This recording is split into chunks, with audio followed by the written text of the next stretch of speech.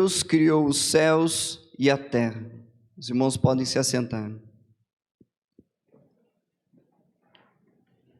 Senhor meu Deus, é no teu nome que eu oro nesta manhã, é no nome de Jesus Cristo, o teu Filho amado, que por nós na cruz se entregou. Nós te damos graças, porque tu és o Criador de todas as coisas, e nos dá a oportunidade nesta manhã de celebrarmos, de nos deleitar em sua criação. Que o teu nome seja exaltado nesta manhã, que o teu nome se faça notório, porque para isso fomos criados, para a tua glória e louvor do teu nome. Amém.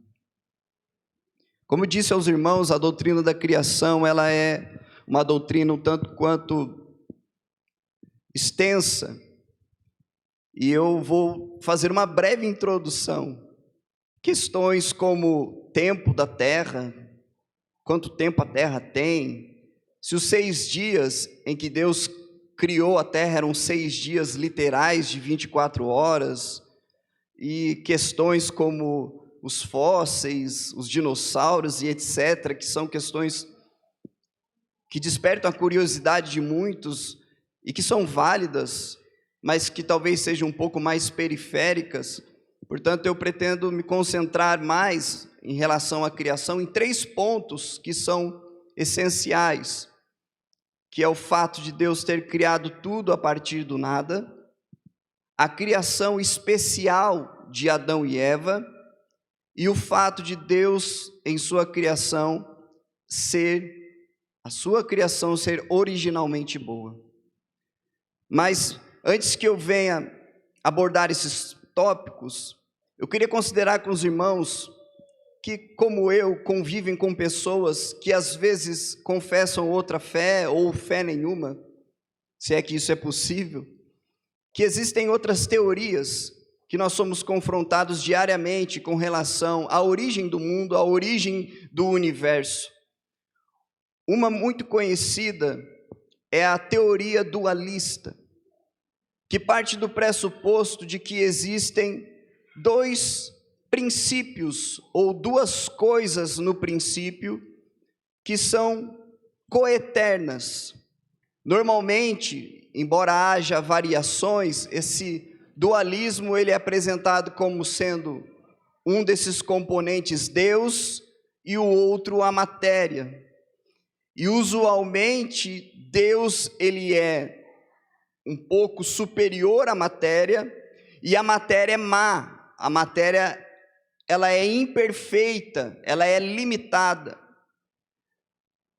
Para os irmãos terem ideia, Platão, Aristóteles, os gnósticos, eles tinham algum tipo de cosmovisão dentro desse eixo, de que há 2 forças que duelam no universo, mas ambas são coeternas, ambas são coexistentes. E mesmo nós não crendo, espero eu que não, nessa teoria, é muito comum a gente ouvir os crentes e algumas pessoas dizendo que a matéria é má, que a carne, e aí falando literalmente o corpo, o físico, o material, ele é mau. E nós não vemos amparo nas Escrituras em relação a isso.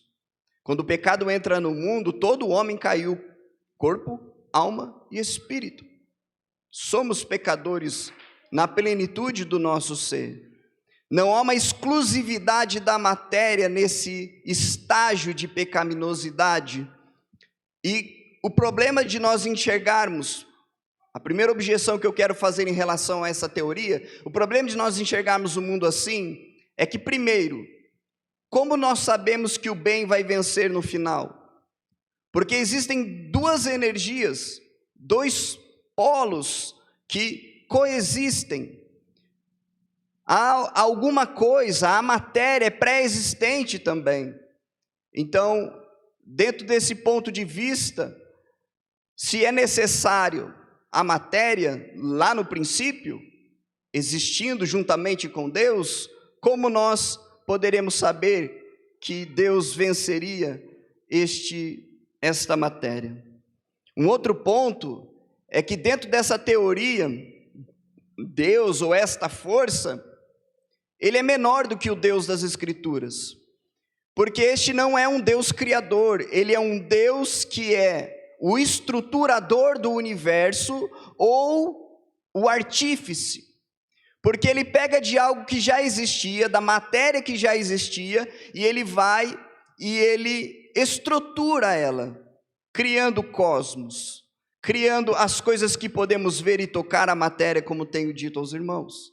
Então, dentro dessa perspectiva, Deus, primeiro, Deus ele é inferior, porque ele não criou, mas ele estruturou. Segundo, nós não temos nenhuma certeza de que no final o mal será derrotado, considerando a matéria sendo má, dentro dessa visão dualista de mundo. E terceiro, nós deixamos de desfrutar de coisas, porque consideramos que a matéria é má. Então tudo aquilo que é material não presta. Como se nós fôssemos espíritos flutuantes sobre a face da terra, como se quando Jesus voltar e nós formos ressuscitados, o nosso corpo fosse ficar ali no sepulcro, como se a matéria como um todo fosse perecer e nada disso haveria de se aproveitar. Uma segunda teoria que eu queria apresentar para os irmãos é a teoria da emanação em várias formas, que é a ideia de que Deus necessariamente ele manifesta o que ele é na criação do universo. Então o universo, ele é uma extensão de Deus. É aquela ideia que fundamenta a maioria das religiões panteístas, que Deus é tudo e tudo é Deus. Então, dentro dessa perspectiva, a criação do universo é uma evolução do próprio Deus. Quando ele manifesta, quando ele se estende, e há esse fenômeno da criação do cosmos, nós estamos vendo Deus progredir, expandir, crescer, evoluir. Dentro dessa teoria, há essa perspectiva.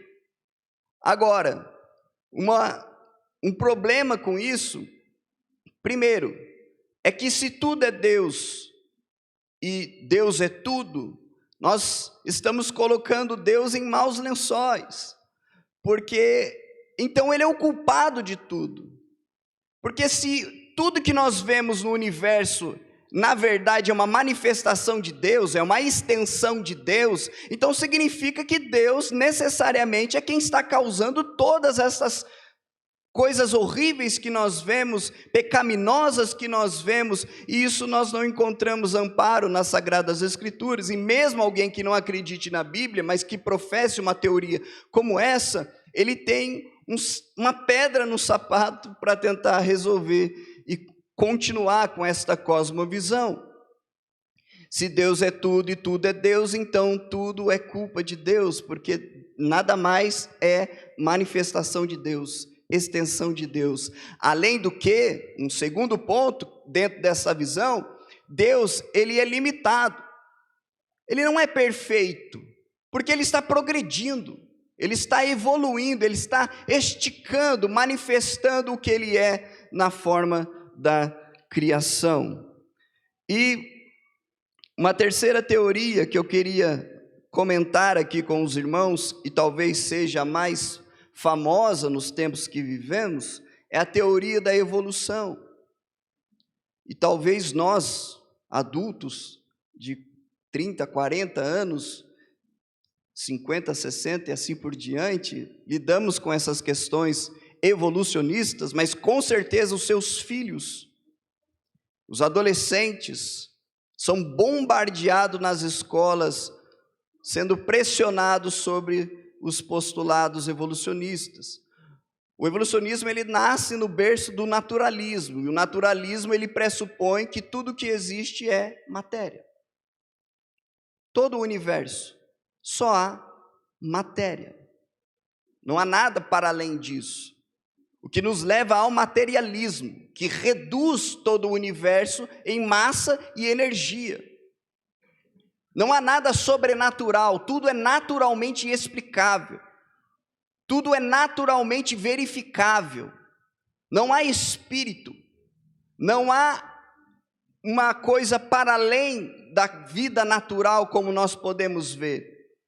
Dentro do naturalismo, que dá origem a esta visão materialista da vida, nós acreditamos naquilo que tocamos, naquilo que vemos, naquilo que podemos observar, mesmo que seja através da lente de um telescópio ou de um microscópio. É aquilo que nós podemos ver e nós podemos tocar. Não há nada de espiritual, não há nada de sobrenatural, não há nada para além disso.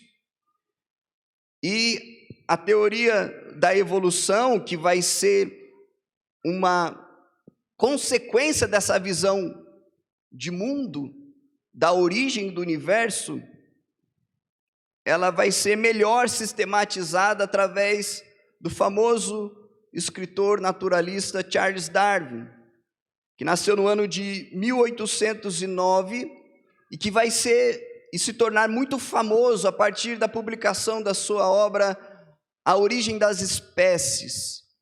Darwin, resumidamente, vai defender, após fazer uma viagem nas costas marítimas e avistar nas Ilhas Galápagos os tentilhões, um tipo de pássaro que em determinado ponto da ilha tinha o bico um pouco mais alongado, em determinada época do ano, decorrente do clima, o bico era mais curto, e ele vai ali desenvolver, a partir de suas pesquisas e da sua investigação científica naturalista, de que, na verdade, o mundo, ele se originou, ele se projeta através de um mecanismo conhecido como seleção natural. Ou seja, aleatoriamente, a vida surge. Os irmãos já devem ter ouvido falar a respeito do Big Bang, que é um dos princípios para dar origem ao pontapé inicial, a um livro muito conhecido, um best-seller escrito pelo Yuval Harari, Sapiens, uma breve história da humanidade. Lá no início do livro ele vai dizer que há 13,5 bilhões de anos atrás, o que nós vemos hoje, a matéria, a energia, o espaço e o tempo veio surgir a partir daquilo que ficou conhecido como Big Bang. E essa explosão, por conta de uma série de fatores que desconhecemos, que se alinhou exatamente, encontrou as condições favoráveis, aleatoriamente, sem nenhuma inteligência por detrás, sem nenhum propósito, espontaneamente, houve esta evolução seletiva, que significa que, naturalmente, a espécie mais apta a sobreviver, ela vai prevalecendo e subjugando as demais. Um outro ponto do evolucionismo é que, segundo Darwin, todos partimos de um ancestral comum. Então, houve uma matéria inanimada que deu vida a um ser vivo, um organismo vivo, que por sua vez deu vida a organismos mais complexos, que, fazendo aqui de forma ilustrativa, um que foi para a selva, outro que foi para o mar, outro que foi para e foram se adaptando nos ambientes, nas regiões, e se evoluindo ao ponto de que chegamos na diversidade que nós temos hoje, da fauna, da flora, do universo, do cosmo, a partir de uma explosão. E dentro desta visão, existem dezenas de objeções, se nós formos pensar, mas eu quero destacar algumas. Se tudo acontece aleatoriamente, se tudo acontece espontaneamente, através desta dinâmica da seleção natural, onde a espécie mais forte sobrevive, aonde a espécie que se adapta, ela prevalece, qual é o problema de nós eliminarmos os velhos? Qual é o problema de nós eliminarmos as pessoas com algum tipo de limitação física? Qual é o problema nós matarmos, roubarmos? O evolucionismo, ele não explica a moralidade, ele não explica a ética, ele não diz o porquê. Na verdade, o evolucionismo, ele abre as portas e escancara para o relativismo. Se não há um legislador universal, se não há um Deus que estabelece o que é certo e o que é errado, então qual é o problema se eu estiver, pense comigo, eu sou uma espécie e quero sobreviver, enquanto eu estou aqui em Pindamonhangaba, eu sigo as leis, porque isso é do meu interesse para que eu sobreviva. Mas se nós estivermos no meio de uma selva, o avião caiu, eu estou lá, não tem prefeito, não tem juiz, não tem ninguém, é eu e mais 2 pessoas menos fortes do que eu. O que me impede de matá-las? O que me impede de tirar a vida delas? O que me impede de prevalecer sobre elas? Absolutamente nada, porque o que importa, naturalmente, é que eu sobreviva. Então, esse é o primeiro ponto, o relativismo. Nós não temos referência do que é certo e do que é errado. Como que você vai me dizer o que é certo, sendo que não há propósito? É aleatório o que acontece. Um segundo ponto é que ele escancara a porta também para um niilismo, que é a ideia de que a vida não tem sentido, a vida não tem propósito, a história não tem sentido. Qual é o sentido de nós construirmos coisas? Qual é o sentido de nós buscarmos um aperfeiçoamento? A vida acaba depois que nós morremos. Só vale o que fazemos aqui. Nós não temos um princípio ético norteador, nós não temos uma moralidade estabelecida, nós vivemos um relativismo situacional. Dependendo da situação eu sou assim, dependendo da situação eu sou assado. Nós não temos motivação e propósito para viver. Eu fico pensando alguém que realmente, a rigor, acredita nos princípios evolucionistas, qual é o motivo para viver? Que sentido tem a vida? Absolutamente nenhum. Vale lembrar que não há comprovação científica, por isso que é uma teoria, porque o que se vende nas escolas é que o evolucionismo é uma verdade absoluta, quando na verdade não é. A microevolução é observável. Quando nós falamos de evolução no sentido de se adaptar, vamos pensar no Covid, por exemplo, que já tem variações, adaptações. A vida, ela tem capacidade de fazer pequenas adaptações, mas o evolucionismo, ele vende a ideia de que uma espécie vira outra, o que é conhecido como sendo macroevolução, ou seja, um salto de uma espécie para outra. Isso nunca foi comprovado. Aonde estão os fósseis? É uma caricatura dizer que o homem veio do macaco, não é isso que Darwin defende. Ele defende que o macaco e que o homem vieram de um ancestral comum. Mas aonde está este ancestral comum? Aonde está? É o famoso elo perdido, porque seria o vínculo de ligação de uma espécie, porque a evolução, macroevolução, ela é muito lenta a ponto de não ser observável, mas nós poderíamos encontrar hoje uma ossada de um ser que não é nem um homem, mas que está num estágio de evolução até que chegue nessa espécie. Bom, entrando no ponto que nos interessa sobre o criacionismo, eu queria primeiro dizer uma coisa, que a ciência não é inimiga da fé cristã. Às vezes nós criamos um embate entre religião e fé, ou melhor dizendo, religião e ciência, como se a ciência fosse inimiga da religião, e isso não é verdade. Não é verdade. Existe um dado interessante que do ano de 1901 até o ano de 2000, cerca de 65,4% dos ganhadores do prêmio Nobel eram ou cristãos, ou de formação cristã. Cientistas cristãos, ou se você preferir, cristãos praticando e exercendo ciência. não há incompatibilidade. Na verdade, o cristianismo, ele abre as portas para a ciência, porque na maioria das religiões panteístas, por exemplo, que Deus é tudo e tudo é Deus, as pessoas olhavam para a natureza e reverenciavam como sendo o sagrado. Não é aquela história dos desenhinhos lá da Pocahontas, que a árvore é uma divindade, que o pássaro é uma divindade. Então havia uma restrição. Quando você entende que a criação não é Deus, mas que é uma obra da mão de Deus, você investiga a criação, apreciando e examinando aquilo que Deus criou.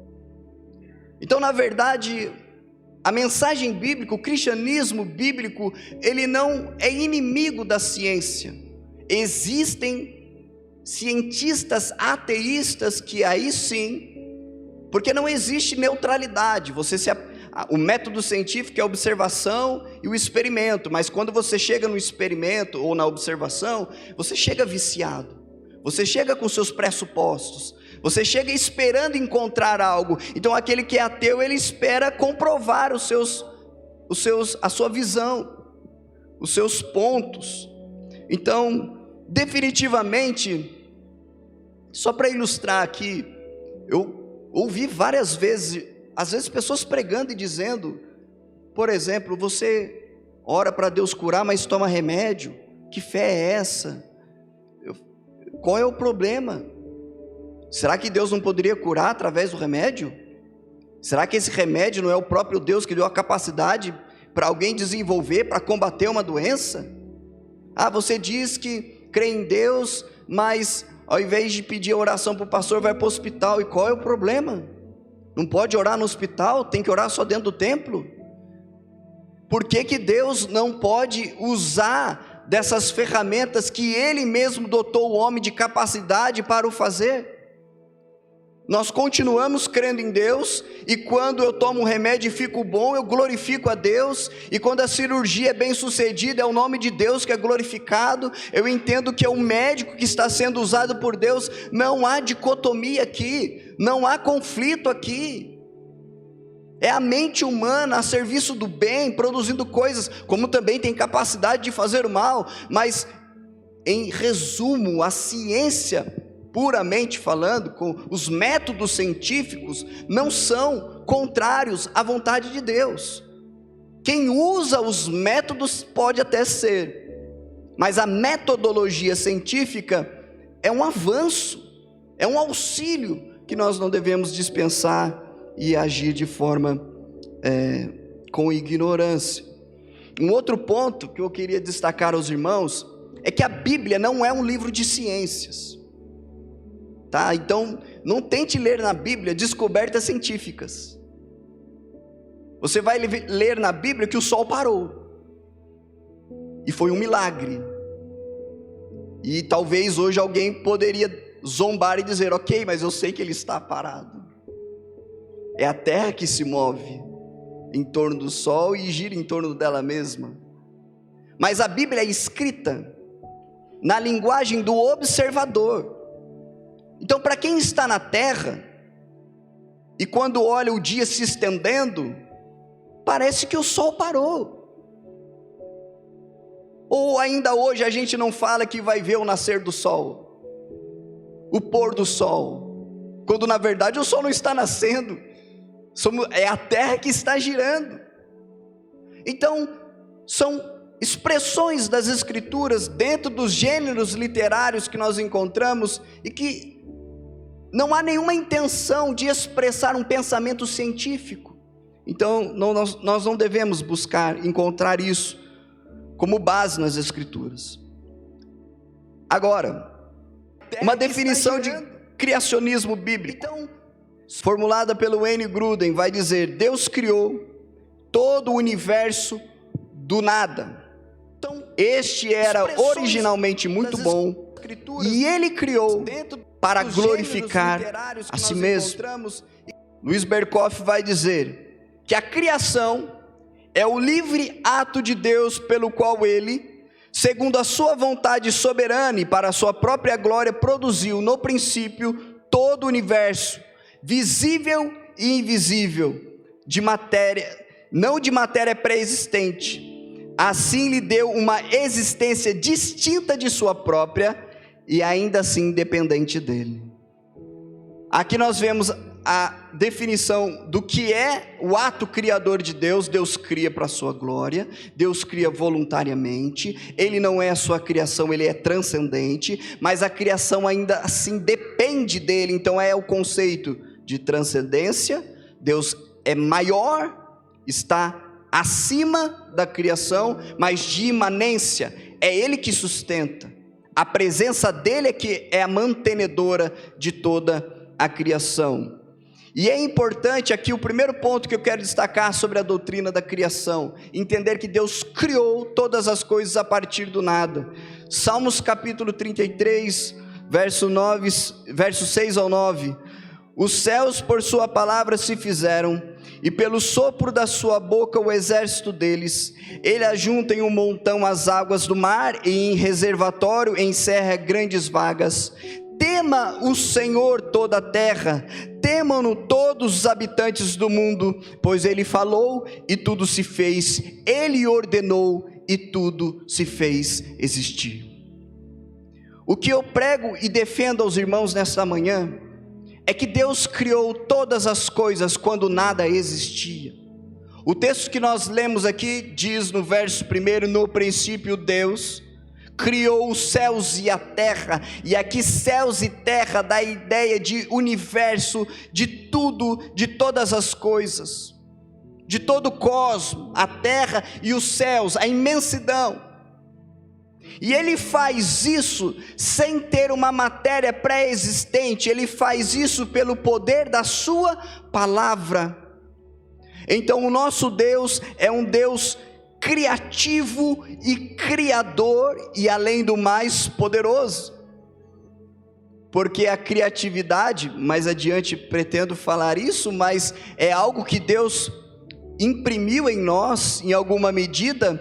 Só que às vezes nós temos criatividade, mas nos falta poder, condições de fazer. Deus, Ele tem tudo. Ele tem a capacidade criativa e Ele tem capital, Ele tem poder. Ele vai e faz. Nós lemos também Paulo declarando à igreja de Colossos, no capítulo 1, verso 16, porque nele foram criadas todas as coisas que há nos céus e na terra, visíveis e invisíveis, sejam tronos, sejam dominações, sejam principados, sejam potestades, tudo foi criado por Ele e para Ele. Aqui os irmãos já percebem que há um propósito, e aqui no texto de Colossenses em especial, pressupõe que inclusive o mundo celestial, ou o mundo invisível, espiritual, está incluso aqui. Quando Paulo se refere aos principados, potestades, coisas visíveis e invisíveis. Se nós cremos que Deus criou todas as coisas a partir do nada, o primeiro ponto que eu quero destacar de relevância para nós é que somente Deus é eterno. Quando nós lemos Salmos 90, o verso 2, Moisés vai salmodiar dizendo: antes que os montes nascessem e se formasse a terra e o mundo, de eternidade a eternidade, Tu és Deus. O Deus Trino, antes que se formassem os montes, que são símbolos de coisas antigas, coisas que denotam firmeza, longevidade, ou seja, o Deus de Israel, o Deus de Moisés e o Deus que nós servimos é o Deus que cria todas as coisas a partir do nada. Portanto, Ele é o único que é eterno, porque Ele não tem começo e Ele não tem fim. Ele é aquele que sempre existiu na plenitude da Trindade. Deus, Ele é o único que pode se dizer que tem o atributo da eternidade. E se nós chegamos à conclusão que Deus é eterno, porque Ele cria tudo a partir do nada, que não há nada pré-existente juntamente com Ele, nós podemos confiar que no final todos os seus desígnios vão se cumprir. Se nós vemos o mundo como uma batalha entre Deus e o diabo, parece que a qualquer momento o diabo pode virar o jogo. E se nós formos sinceros e olharmos para o mundo, parece que o jogo até está virado, diante da realidade e a situação de grande parte da sociedade. Mas se nós cremos que Deus é o Criador de todas as coisas, e que Ele cria todas as coisas a partir do nada, nós podemos descansar e confiar que não há concorrente para com Deus, somente Deus é eterno. Então, segundo a mensagem bíblica, o diabo já foi derrotado, e o que a igreja hoje faz, na verdade, é resistir e permanecer em Deus, confiar em Deus. Nesta manhã você está aqui é um ato de resistência, porque enquanto estão perdidos, enquanto outras pessoas estão perdidas, você foi encontrado, você foi resgatado e você está resistindo, porque no final Deus fará todos os seus desígnios chegarem ao êxito, porque Ele é quem criou todas as coisas, e todas as coisas dependem do seu poder. A doutrina da criação é importante porque ela enaltece o poder de Deus e a sua capacidade criativa. Um outro ponto, como consequência, é que se Deus criou todas as coisas, nós sabemos que a vida tem um propósito, há um sentido na vida.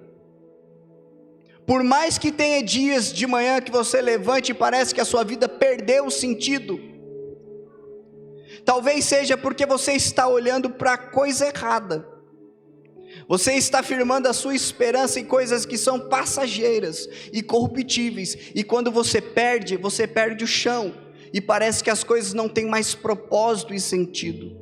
É por isso que Deus é exemplificado e simbolizado nas Escrituras como sendo rocha, onde nós podemos estar firmados.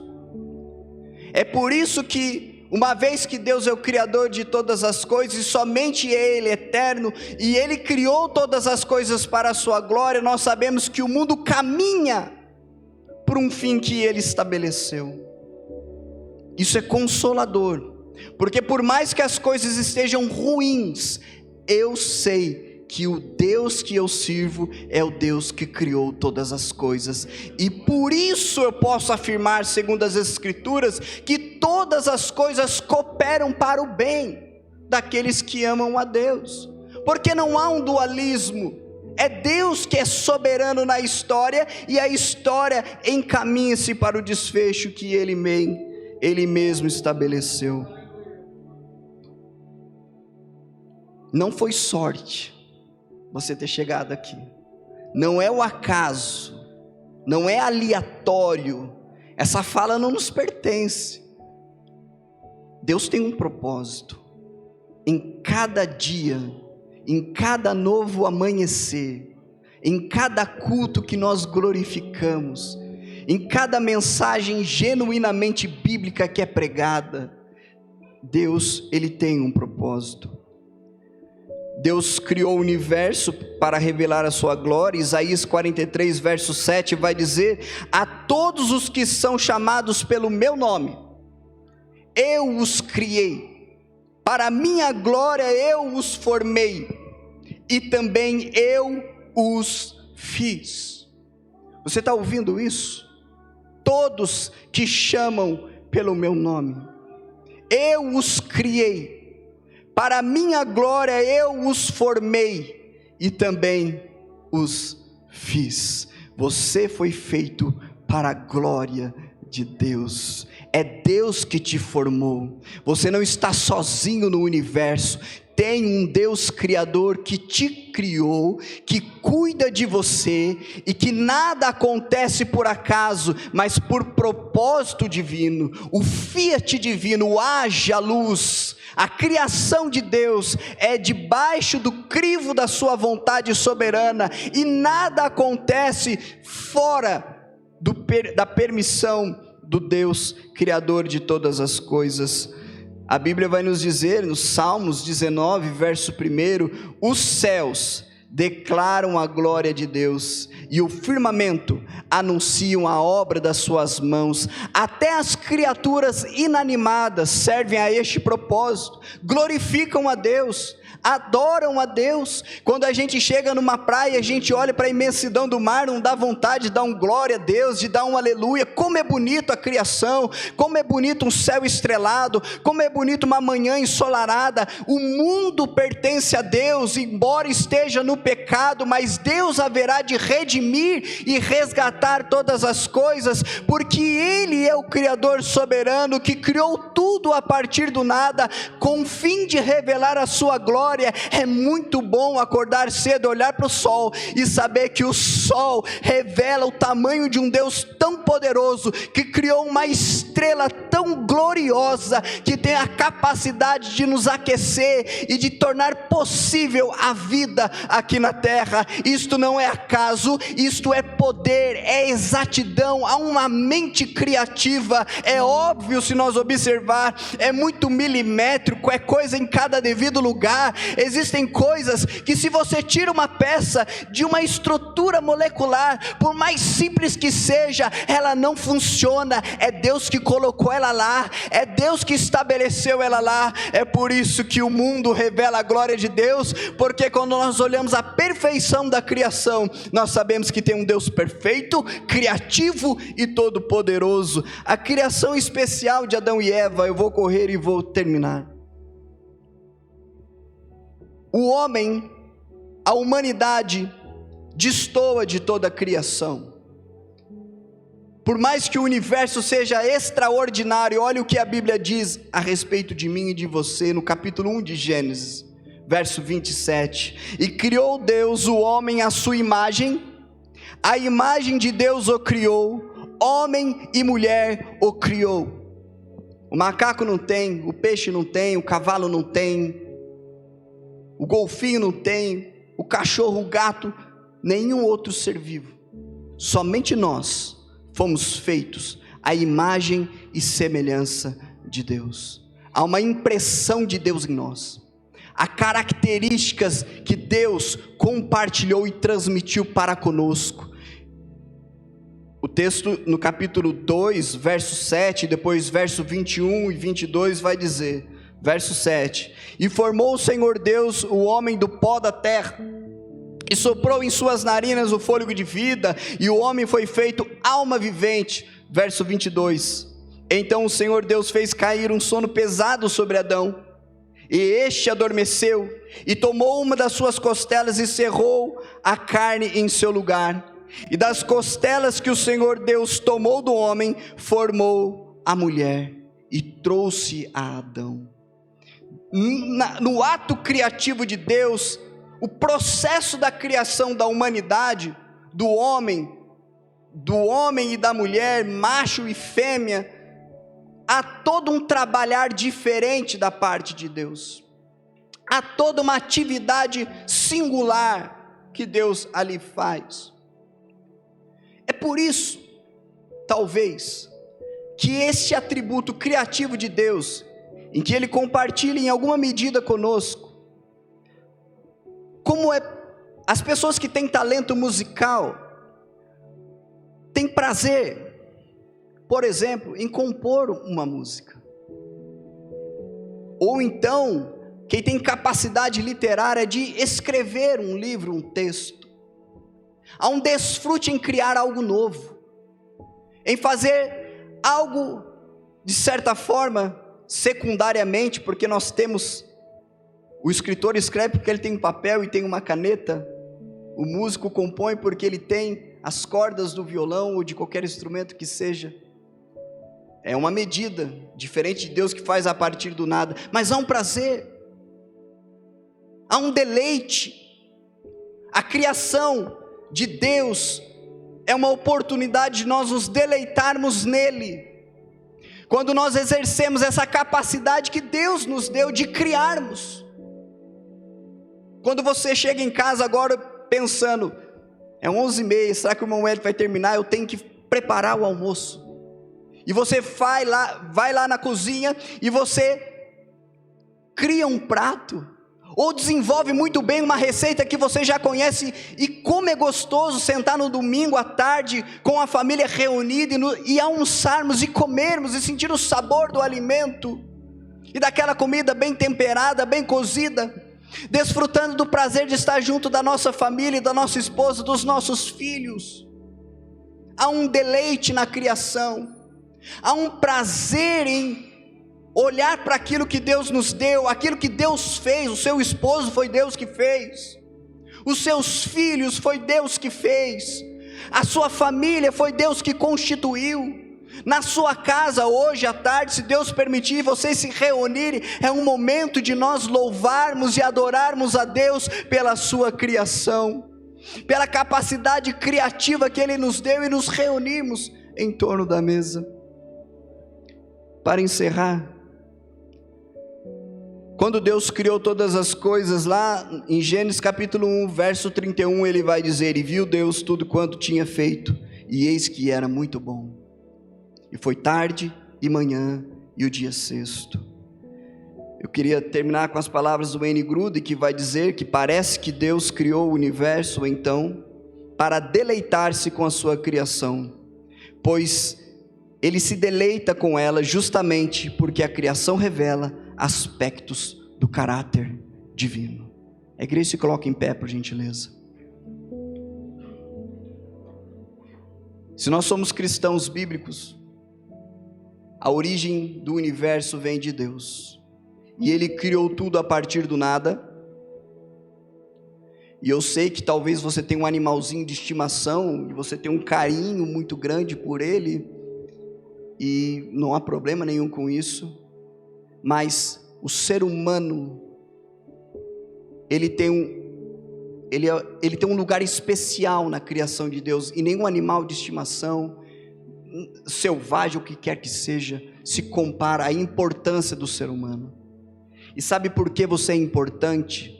Porque Deus atribui importância a você, porque ao fazê-lo, Ele fez de uma forma especial, e para resgatá-lo, Ele enviou seu próprio Filho para morrer na cruz do Calvário.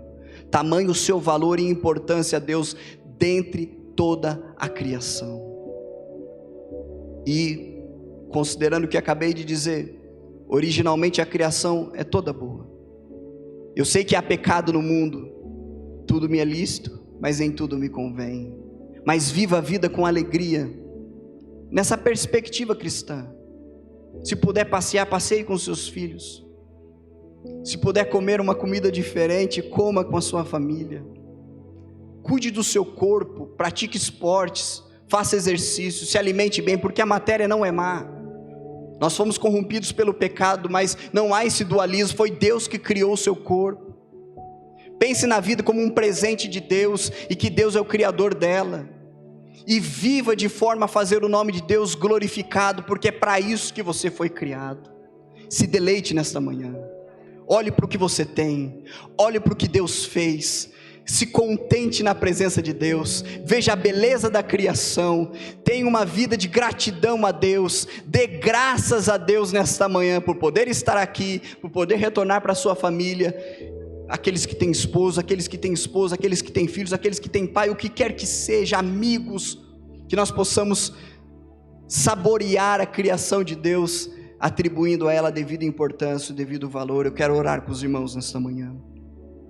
Senhor Jesus, nós te louvamos, nós te glorificamos, porque mesmo o Senhor não necessitando criar nada, o Senhor que é o Deus triuno, e que vive em plenitude de eternidade em eternidade, voluntariamente decidiu criar todas as coisas, para revelar a sua glória, para se deleitar na sua criação.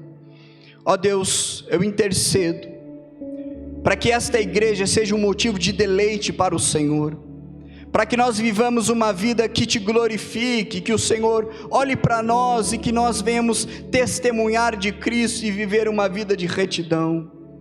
De contrapartida, ó Deus, eu suplico que o Senhor possa trabalhar em nossa mente e nosso coração, para que nós possamos olhar para a vida e entender que há um sentido, um propósito, e que o Senhor é o grande mantenedor dela. Portanto, nós temos que viver de forma a fazer o teu nome grande e exaltado.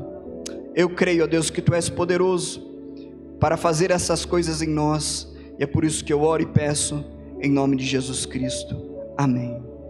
Vamos receber a bênção apostólica. Que a graça do Senhor Jesus e o amor de Deus e a comunhão com o Espírito Santo seja com todos aqueles que creem que Deus é o Criador de todas as coisas. Vamos dizer um amém bem alto nesta manhã? Amém. Que Deus abençoe a todos. O pastor alerta